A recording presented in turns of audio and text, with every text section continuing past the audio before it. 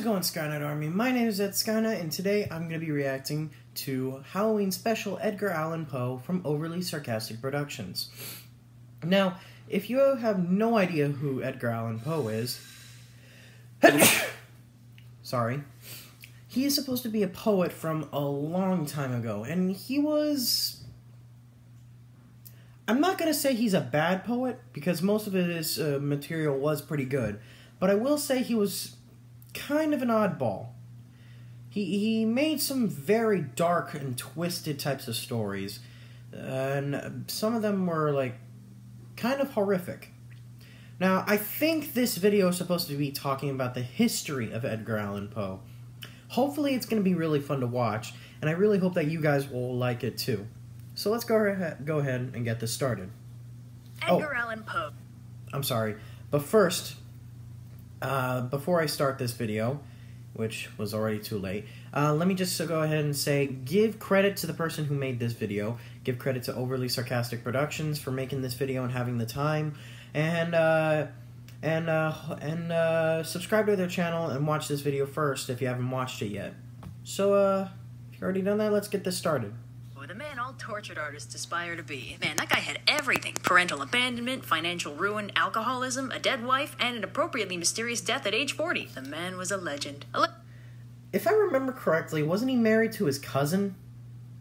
Legend with a lot of issues, mind you, but a legend nonetheless. Now, depending on your age, when someone describes something as gothic, I'd imagine that different things spring to mind. Those of you in the younger generations are likely primarily familiar with the goth fashion movement. Meanwhile, for those of you who were already adults in the 90s, Tim Burton's iconic aesthetic of stripes, spirals, and moribund comedy is probably predominant. For those older, the term instead likely recalls Vincent Price, Bela Lugosi, and Christopher Lee's more traditional form of the macabre, with their deep baritone voices and stylish opera capes. And if you happen to be of the undead variety, born or spawned before the mid-1800s, then I imagine the term excites feelings of happy nostalgia for the dark, misty streets of an England that knew to fear the night. Now, the origins of Gothic literature are rather complex, but they're mostly attributed to three things: Mary Shelley's Frankenstein, Bram Stoker's Dracula, and literally everything ever written by Edgar Allan Poe. Let me know if it's... I like this person. Overly Sarcastic Productions does stuff like The Odd Ones Out, except she talks about other stuff, not her own life. If Overly Sarcastic Productions is just hosted by one person.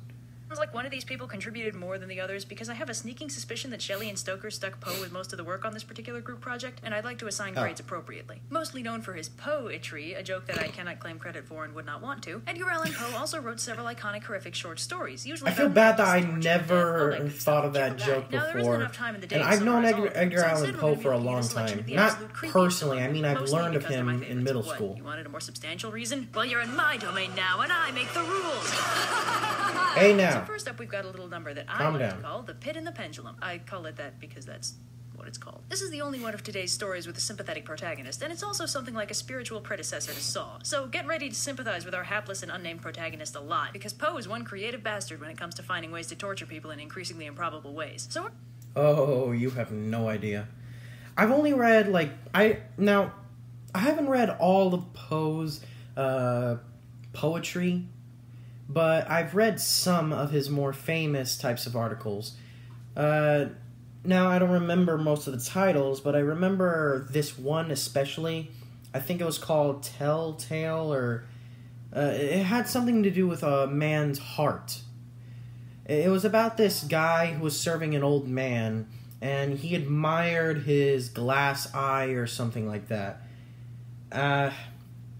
Now, if you haven't read the story and you don't want to hear any spoilers, which I highly doubt that there's many of you out there who would be worried about the spoiler from a poem, I suggest that, well, I won't suggest. I'll just go ahead and let you guys read it on your own if you want to. So, instead of saying what happens in the story itself, I actually recommend it. It's actually really interesting. Dark, but interesting. Story begins with our hero being sentenced to death. Encouraging start. So our hero, who for the sake of argument I'll call Fred, is currently in the clutches of none other than the Spanish Inquisition. Yeah, it can be easy to forget that despite their overall silliness in modern representations, the Spanish Inquisition was a terrifying juggernaut of a court system. Keep in mind, however, that the events of this story are not actually in keeping with historical documentation of the time. According to actual Inquisition rules, Fred would have been executed by the tried and true method of burning at the stake, rather... Oh my god, I hate that. That is one of the most barbaric things to do to a person. Also, can we appreciate the fact that that the person who's talking right now is not stuttering whatsoever? She is speaking very fast. I still have trouble talking in my videos. Like, right now, I'm stuttering even, like, as we speak. And I've been doing my channel for, like, a good couple years or so? I don't know. Than the oddly convoluted method of execution Fred finds himself in when he wakes up. So Fred wakes up in a pitch-black cell, and after confirming that he hasn't been buried alive, no, that's another story, he wanders around his cell a little and confirms that it's big, it's dark, and hey, it's got a giant pit in the middle of it. So that's the pit part. But what about the pendulum? Well, I'm glad you asked. Fred blacks out again, and when he wakes up, he's been strapped to a table. Let me guess, there's a short pendulum swinging overhead. Wow, it looks like the time-honored tradition of the villain dropping the hero into a death trap and leaving him there unsupervised is even older than I thought. Fred, however, doesn't consider this as interesting as we do, and instead decides to take in the scenery, which now includes a whole bunch of rats. Charming. So Fred eventually thinks to look up again when he finds shock, horror. Not at all predictably, the pendulum has lowered and is now swinging significantly closer to him than he'd like. So Fred, faced with this terrifying development, opts to take another nap. Focus, goddammit. And when he... That has gotta be one of the most terrifying forms of torture. You basically have to wait for your own doom to come right down at you. Alright, be honest with me. Would you guys rather have to deal with the pendulum or any other forms of torture? Go ahead and say in the comments below.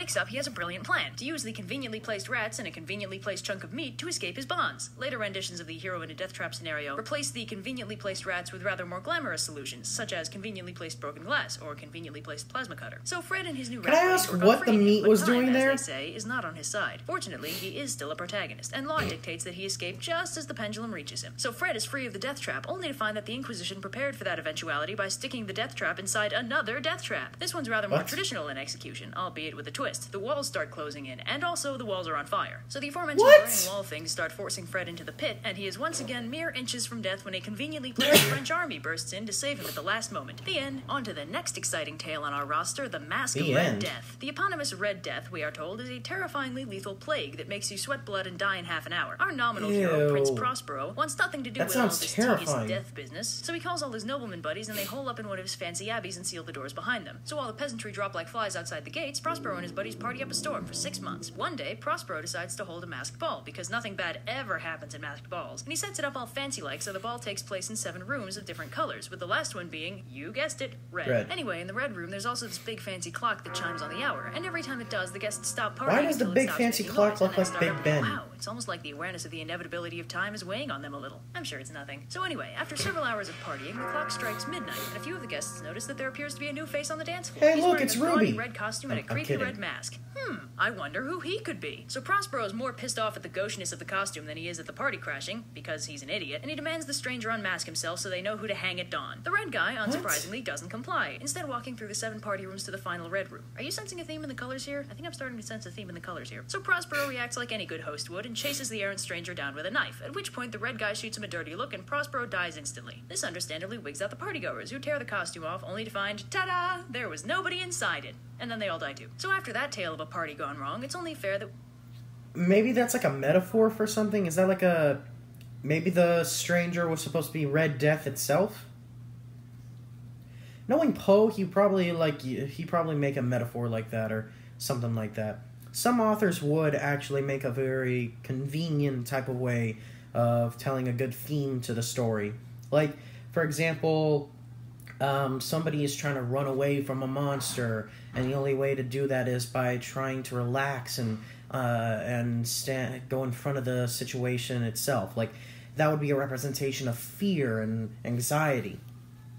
We followed up with another tale of a party gone wrong. I'm surprised if that's actually a plot of a story. The Cask of Amontillado. This is where we transition from our heroes and/or narrators being at least marginally good people to a rather more morally ambiguous stance, and oh, who am I kidding? They're all admitted murderers. So the POV character in the Cask of Amontillado is Montresor, a guy? He's a nobleman or something? You don't really need to know that much about him. Since his Why does he look like that, then? He has this friend who he really hates. Why are they still friends, you might ask? Well, you know, it's like the Shakespearean duo Iago and Othello. When you've known someone for so long, long and experienced so much together, when they start getting on your nerves a little, you don't just write them off like it's nothing. You work to preserve your friendship, because when all is said and done, nothing on this earth is more satisfying than looking into their eyes one day and seeing the hope drain from their faces in one fell swoop you destroy them and all they hold dear. I read Othello. It's great. So anyway, Montresor's so-called friend is called Fortunato, a name that will become increasingly... Is that what friendship is like nowadays? God, I hope not. ironic as the story progresses. Now, Montresor never actually tells us what Fortunato did to him to make him hate No, him so of much. course, He assures friendship us that isn't his like reasoning that. is sound and Fortunato is just, like, the worst. Then again, what reason would he there's have to lots of lie to different us? He people seems in like the a world, trustworthy fella. So luckily for Montresor, Fortunato has one fatal flaw: drunkenness. Our boy Fortunato is apparently quite the connoisseur of fine wines, so Montresor decides to put his plan into motion during the carnival season, which Wikipedia tells me is basically 3 straight days of drinking in silly costumes. So Montresor happens to bump into Fortunato one evening at the height of the carnival and tells him that he happens to have bought a cask of Amontillado, as it happens, and he's keeping it in the basement of his castle. So the very drunk Fortunato jumps at the opportunity to get even more drunk, and he and Okay, so Montresor the guy make a was beeline drunk. for our nominal Okay, that hero's makes castle, sense. which is conveniently devoid of any potential witnesses. Wow, it's almost like Montresor set this up or something. So they go into the catacombs of Montresor's castle, conveniently already full of dead people, and come to a small chamber in which is housed the cask of Amontillado. Or not, the chamber's actually empty, except for all those aforementioned dead people. He's gonna While trap him. Fortunato is thus distracted trying to locate the fictitious booze, Montresor surreptitiously chains him to the wall. Jesus, no one's that drunk. So Fortunato's like, bro, what gives? And Montresor's like, man, you look kinda chilled. Better do what we can to keep out the draft. And starts walling up the alcove with Fortunato chained up inside. Oh It's like my being buried God. alive, only more interactive. So Fortunato rapidly goes through all 5 stages of my best friend is murdering me right this very second grief, and right as Montresor My is about to God. roll the final stone, he's like, ha, oh man, bro, you got me good, but we'll have a good laugh about this over the Amontillado, am I right? And Montresor's like, sure we will, buddy. And Fortunato's like, dude, and Montresor's like, dude, indeed. And this part's actually a little weird, because Montresor gets really huffy when Fortunato finally shuts up. Fortunato, I'm gonna slide the last rock into place. You okay in there, buddy? And Fortunato doesn't respond, so He he's like, checks? oh, fine, God, it's like we're not even friends anymore or something. And puts the last brick in. And there, he cheerfully tells us Fortunato has stayed for 50 years.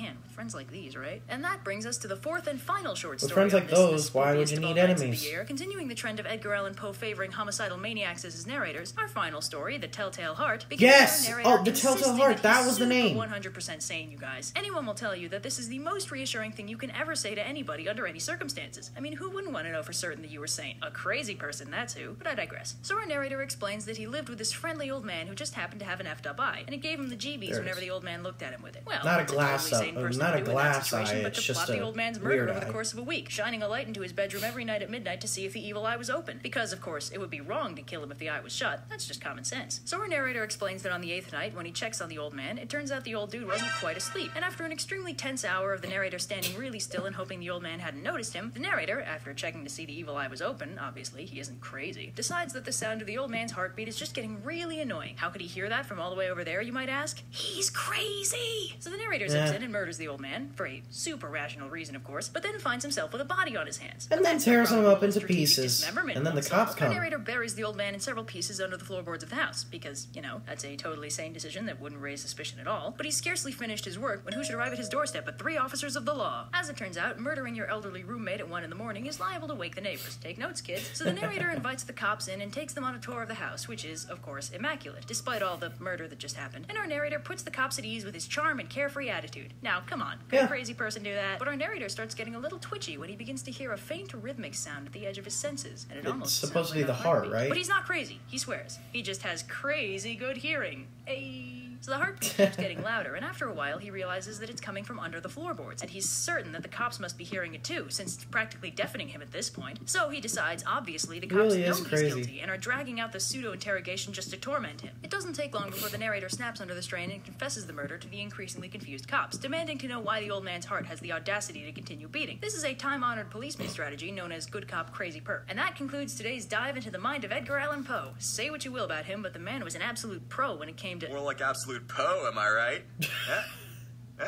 out. Fair enough. Happy Halloween, everybody. A Poe Halloween, am I right? Hey, Gregory. Want me to show you where I keep my Amontillado? Do I? Okay. That was actually really funny. I enjoyed that.